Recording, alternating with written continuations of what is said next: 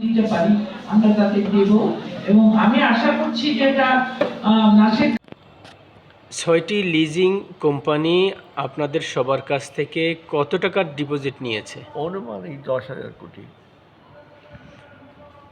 আচ্ছা, এটা আদায়ের ব্যাপারে এখন তারা কি বলছে?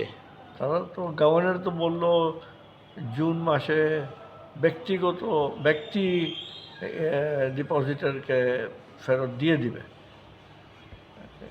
6,000 কোটি টাকা তারা এস্টিমেট করেছে ব্যক্তিদের ডিপোজিট।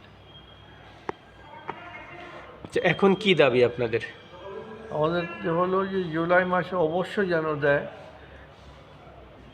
আর আমাদের মতো যে আরও সমবায় সমিতি আছে এরকম ইনাদেরকেও দেওয়া উচিত।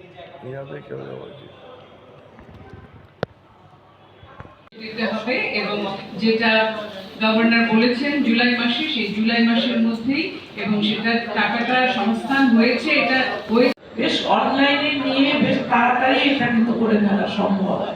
যদি 2000 লোককে তারা জানতে পারে নামানোকারীরা যারা অনেক আছে, যাদের নামে টাকাটা আছে আর আছে তাদের